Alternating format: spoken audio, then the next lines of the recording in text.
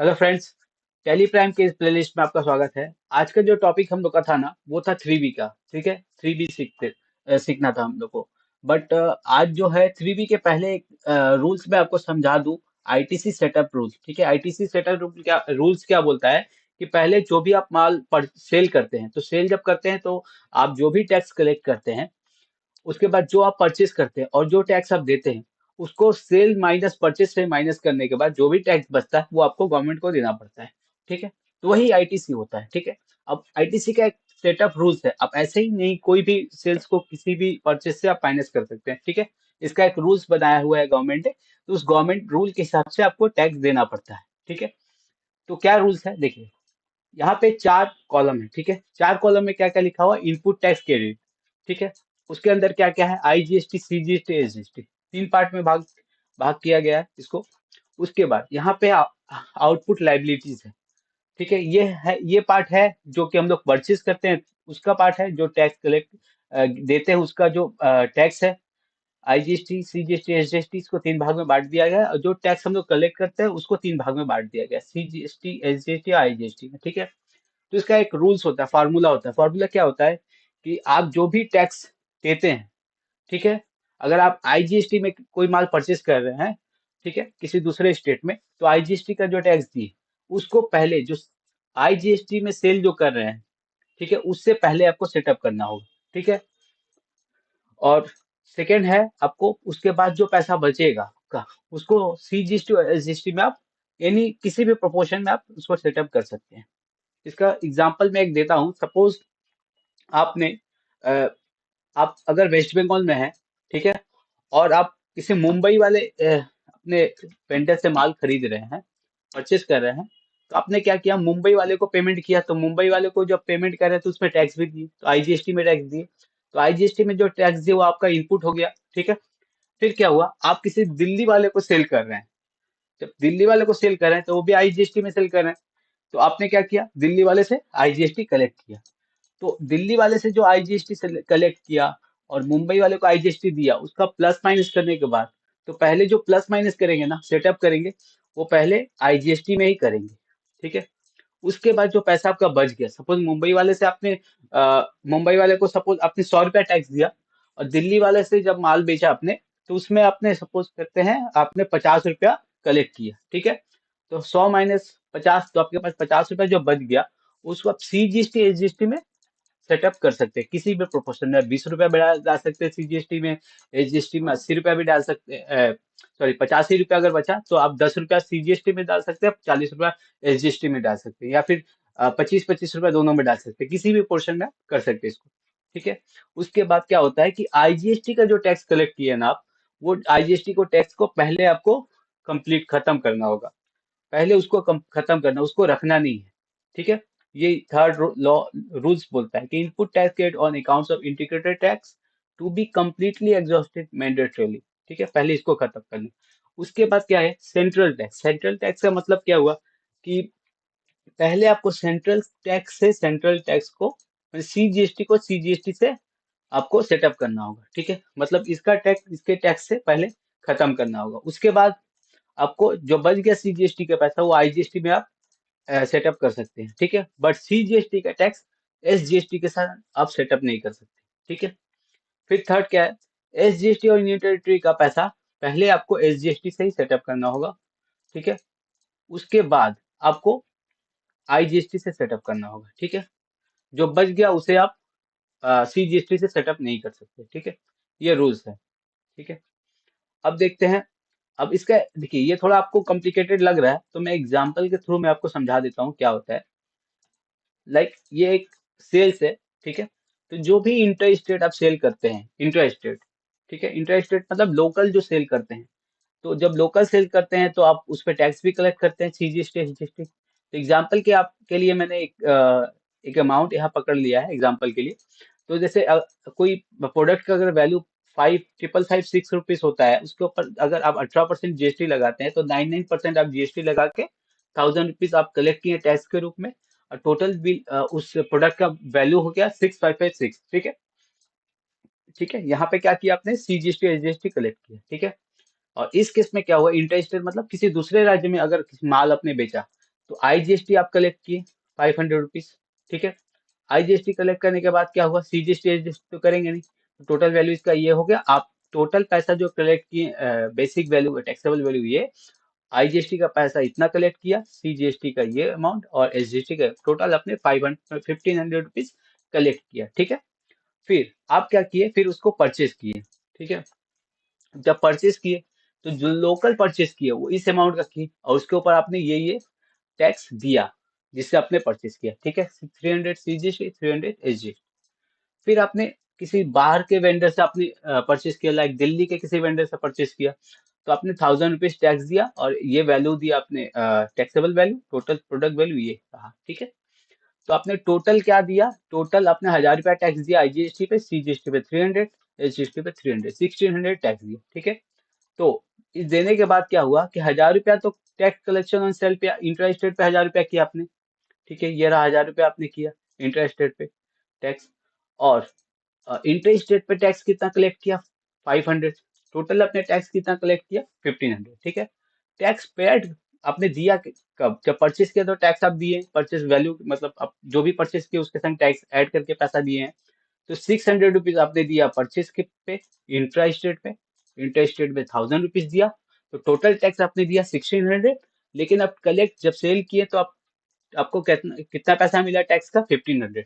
अब क्या हुआ इस केस में, इंटर स्टेट का 400 अपने टैक्स आपको देना है गवर्नमेंट को, और इंटर स्टेट में आपको 500 का टैक्स गवर्नमेंट से लेना है। मतलब ये आपका एसेट्स हो गया ना, मतलब इतना पैसा इनपुट पड़ा हुआ है, एसेट नहीं इसको बोलते हैं, इनपुट टैक्स क्रेडिट। ठीक है, इनपुट पड़ा रह जाएगा आपके पास।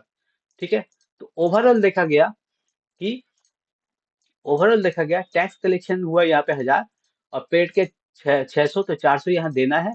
बट इस केस में क्या हुआ कि आपने कलेक्ट किया 500 और 1000 रुपया आपने यहाँ पे दिया है। ठीक है, तो इन दोनों को माइनस करने पे क्या दिखा, 500 रुपीज आपने आपके पास बच गए। ठीक है, अब इस केस में क्या हुआ कि टोटल आपके पास 100 रुपया इनपुट टैक्स क्रेडिट पड़ा रहेगा, क्योंकि परचेस करने पे 1600 आया। तो हम लोग जब टैक्स गवर्नमेंट को देंगे ना, तो इस रेशियो में नहीं देंगे। इसका एक फॉर्मूला है जो मैंने अभी यहाँ आपको समझाया है। ठीक है, इसका एक क्या फॉर्मूला मैं आपको दिखा रहा हूँ अभी। देखिए क्या है इसका एक और सेटअप, और इसको सिंप्लीफाइड कर देते हैं। ठीक है, सिंप्लीफाइड करने के लिए मैं दिखा देता हूँ क्या। तो अभी हम लोग के एग्जांपल में क्या था कि आउटपुट टैक्स लायबिलिटी हम लोगों ने 500 कलेक्ट किया था, सीजीएसटी में 500, एसजीएसटी में 500, और एसजीएसटी में 500, सीजीएसटी 500 और आईजीएसटी 500। यहाँ पे देख लीजिए, मैं दिखा देता हूँ। ये रहा 500 आईजीएसटी, सीजीएसटी 500, एसजीएसटी 500। ठीक है, उसके बाद 1000 रुपीज, यहाँ पे देखिए 1000 रुपीज आईजीएसटी परचेस में था, 300 सीजीएसटी, 300 एसजीएसटी। ठीक है, यहाँ पे देखिए वही है एग्जाम्पल। ठीक है, समझ गए। तो ये अपना आउटपुट लाइबिलिटी ये है, और ये इनपुट टैक्स क्रेडिट है। ठीक है, उसके बाद अब इसको एक सिनेरियो के हिसाब से समझते हैं कि setup of unutilise IGST credit completely towards CGST. अगर मैं पूरे सी आईजीएसटी को यूटिलाइज कर लूं तो मेरे को कितना टैक्स देना पड़ेगा। तो इस एग्जांपल में क्या हुआ कि आईजीएसटी का जो वैल्यू है आउटपुट का, और सीजीएसटी का आईजीएसटी का वैल्यू है, पहले उसको सेटअप कर लेते हैं। ठीक है, तो 500 रुपीज मैंने क्या किया, आईजीएसटी से सेटअप कर दिया। अब आईजीएसटी में कितना बचा, यहाँ पे आईजीएसटी में कितना बचा, 500 रुपीज। फिर मेरा सीजीएसटी का जो टैक्स है 500 रुपीज, उसको मैंने क्या किया, आईजीएसटी का जो बचा हुआ पैसा उससे सेटअप कर दिया। ठीक है, अब मेरे पास सीजीएसटी का पैसा तो पड़ा ही रह गया, तो वो बैलेंस अभी, बैलेंस क्रेडिट अवेलेबल ये पड़ा रह जाएगा। इसको नेक्स्ट मंथ में हम लोग एडजस्ट करेंगे। ठीक है, अब आते हैं एसजीएसटी में। तो एसजीएसटी का टैक्स कितना है, 500। ठीक है, एसजीएसटी का पैसा मेरे पास पड़ा हुआ है 300। अब सीजीएसटी का, आईजीएसटी का पैसा तो खत्म हो गया, क्योंकि मैंने 500 रुपीज यहाँ एडजस्ट कर लिया आईजीएसटी में, और 500 रुपीज सीजीएसटी में एडजस्ट कर लिया। ठीक है, और सीजीएसटी का जो पैसा वो एसजीएसटी से सेटअप नहीं होगा फार्मूला के हिसाब से। ठीक है, सेटअप रूल के हिसाब से इसको हम सेटअप नहीं कर सकते। तो 300 मेरे पास इनपुट टैक्स क्रेडिट है और 500 लाइबिलिटी है, तो पहले इसको सेटअप करेंगे। तो अब मेरे पास 200 रुपया बचा। ठीक है, 200 रुपया बैलेंस बचा जो मेरे को देना है गवर्नमेंट को। अब 200 रुपया जो है मैं 300 रुपया से तो माइनस कर नहीं सकता, फॉर्मूला में तो ये नहीं है। तो मेरे को 200 रुपया गवर्नमेंट को टैक्स देना ही पड़ेगा, जबकि मेरे पास 300 रुपया पड़ा हुआ है। तो हम इस रूल्स के हिसाब से तो हम लोग देख रहे हैं कि मेरे पास आईटीसी हर 100 रुपया पड़ा है, गवर्नमेंट से लेना है, बट यहाँ पे तो गवर्नमेंट को देना है 200 रुपया। तो ऐसे होता है आपके आईटीसी का सेटअप, ठीक है। सीजीएसटी से सीजीएसटी, आईजीएसटी और सीजीएसटी सेटअप होता है, और एसजीएसटी से एसजीएसटी और आईजीएसटी सेटअप होता है, ठीक है। सीजीएसटी से आईजीएसटी नहीं कर सकता, सीजीएसटी से एसजीएसटी नहीं कर सकते, और एसजीएसटी से सीजीएसटी नहीं कर सकते आप सेटअप। तो इस केस में आपको 200 रुपया गवर्नमेंट को देना ही पड़ेगा टैक्स, ठीक है। एक और सिनेरियो देखते हैं हम लोग, ठीक है। एक और सिनेरियो मैं आपको दिखा देता हूँ। इस सिनेरियो में क्या है कि setup of unutilised ITG IT IGST credit partly towards CGST and SGST liability as optimized by clear tax, ठीक है। ऐसे मतलब क्लियर टैक्स से उठाया गया डेटा है ये मेरा, ठीक है। तो इसमें क्या हो रहा है कि आईजीएसटी का मेरा सेम चीज है, मतलब आगे जो मेरा आउटपुट का ये आउटपुट लाइबिलिटी का जो डेटा था और इनपुट टैक्स क्रेडिट का जो डेटा था सेम है यहाँ पे, ठीक है। बट मैंने जो सेटअप सेटअप किया ना वो थोड़ा डिफरेंस स्टाइल में किया। सेटअप का क्या रूल्स है, पहले तो मैंने क्या किया कि जो मेरा 1,000 रुपया है वो आउटपुट लाइबिलिटी से माइनस कर दिया, ठीक है, फ्रॉम आईजीएसटी से माइनस कर दिया। अब मेरा यहाँ पे आईजीएसटी का जो लाइबिलिटी है वो खत्म हो गया, ठीक है। अब उसके बाद मेरे पास 500 रुपया भी बचा हुआ है यहाँ पे आईजीएसटी में, ठीक है, इनपुट वाले में, ठीक है। आईजीएसटी में 500 रुपया बचा हुआ है, 500 रुपया बचा है। अब क्या हुआ, इस 500 को मैंने क्या किया, यहाँ पे मेरा जो लाइबिलिटी है 500 का, और 300 का मेरा जो पहले इनपुट है, तो मैं क्या करता हूँ पहले आईजीएसटी को खत्म कर देता हूँ। तो आईजीएसटी में मैंने 250 रुपया यहाँ पे डाल दिया, और यहाँ पे 250 रुपया डाल दिया, ठीक है। अब जब मैंने 250 रुपया यहाँ डाला, 250 यहाँ डाल दिया और 250 यहाँ डाल दिया, अब मेरे पास लाइबिलिटी क्या बचा, ये माइनस ये सॉरी ये माइनस ये 50 रुपया ही देना बचा अभी, ठीक है। 250 रुपया मैंने जब यहाँ डाला, और तो मेरे पास 50 रुपया अभी बैलेंस बच गया, ठीक है। किसका बच गया, इसका बच गया, ठीक है, बैलेंस बच गया। अब देखिए यहाँ पे क्या हुआ, 300 रुपया मेरा और यहाँ पे टैक्स लाइबिलिटी बचा हुआ, ठीक है। 300 रुपया टैक्स लाइबिलिटी क्यों 50 रुपया मेरा बच गया, ये मैं बता रहा हूँ। 300 रुपया यहाँ पे बचा हुआ है। अब 300 रुपया जब बचा हुआ है, और यहाँ पे मैंने क्या किया, 250 रुपया डाला, ठीक है। जब 250 रुपया यहाँ पे डालूंगा, ठीक है, 250 रुपया किससे डाला मैंने, आईजीएसटी से, तो बच गया यहाँ पे 250 रुपया, मतलब यहाँ पे देख लीजिए क्या है, -250 रुपया इक्वल टू 250 रुपया ही बचेगा, ठीक है। 500 रुपया था, 250 रुपया आईजीएसटी से डाल दिया तो 250 रुपया बचा। और मेरे पास यहाँ पे कितना है, 300 रुपया पड़ा हुआ है। तो यहाँ से भी मैं उठा के अगर 250 रुपया डालूंगा, तो मेरे पास अभी बैलेंस कितना बचेगा, मेरे पास यहाँ पे बैलेंस कितना बचेगा, यहाँ पे बैलेंस बचेगा मेरा इक्वल टू -250, इक्वल टू बच जाएगा मेरे पास 50 रुपया, ठीक है। यही बचेगा ना मेरा, अगर 250 रुपया माइनस करूंगा 300 में से, तो 50 रुपया मेरे बैलेंस बच जाएगा, तो वही 50 रुपया यहाँ पे पड़ा हुआ है, समझ गया। यहाँ पे वही 50 रुपया सिमिलर मेरा एसजीएसटी में भी होगा। तो इस केस में क्या हुआ कि मेरे को टैक्स कुछ नहीं देना पड़ा, जीरो, जबकि मेरे पास 100 रुपया लाइबिलिटी बचा हुआ है, ठीक है। ये दो तरीका है आप आईटीसी सेटअप करने का। जिस रो फार्मूला से आप जा सकते हैं, दोनों ही फार्मूला करेक्ट है। आप किसी भी फार्मूला से जा सकते हैं जिसमें आपका टैक्स कम बनता है गवर्नमेंट को, वो रूल्स आप अप्लाई कर सकते हैं अपने बुक्स में, ठीक है। ऐसा कुछ नहीं है, ठीक है।